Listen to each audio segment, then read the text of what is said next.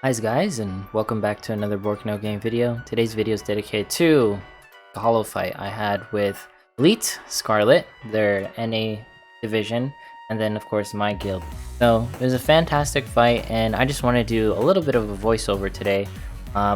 Today's my birthday, so I recorded this in advance, of course, because I'm gonna take the day off.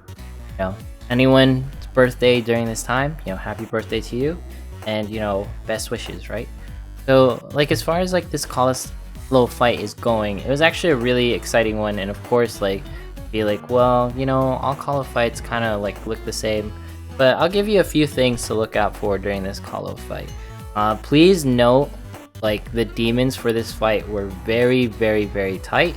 Note that in the beginning, look how close our combos are, right? Our combos are almost neck and neck, they're going pretty much, we're beating them by, we're not even beating them technically, they're beating us by combo. It's a neck and neck combo, because it's all based on who can recover, who can be downed, right? In the very beginning, it's always a close fight if your stats are very, very similar. And for Wu, us, and Elite Scarlet NA division, they were very close to us in stats. Both of us were at 130, 140, we were so even in stats, it was crazy.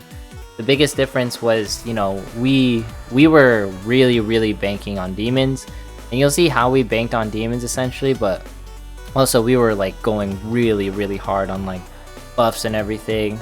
You'll see how we did timing for essentially our nightmares, of course. You'll see the timing on how essentially we did, after demon. But the thing is with nightmares is our nightmare rotation is always changing. The nightmare rotation depends on what fight we're having.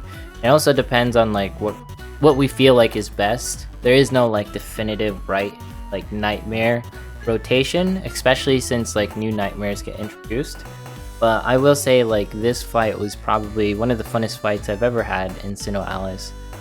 And you might think it's not close, but I can tell you it definitely felt nail biting, because if any of us didn't if we mistimed something, if we didn't combo right, we would have been pretty done for in my opinion.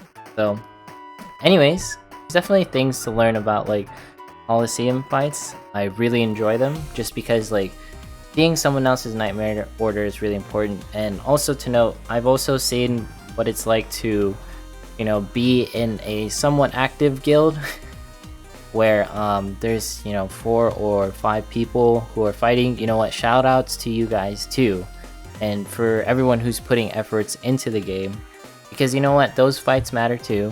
Ideally, I would just say without everyone playing SINoALICE, this game wouldn't be what it is. I have to say that Sinnoh isn't different from...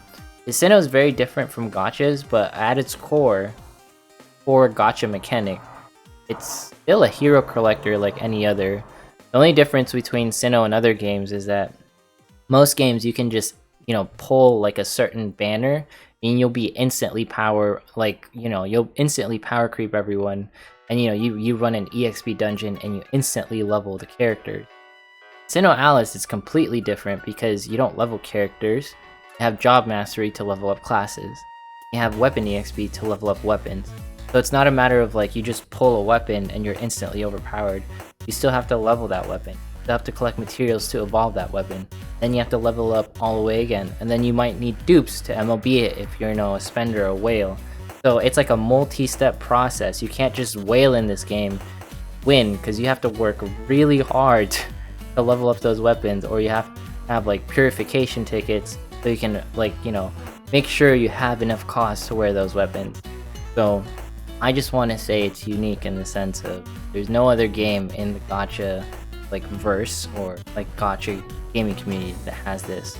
So, anyways, that's it for this video. Comment, subscribe, follow me on Twitch, follow me on Twitter. See you in the next one.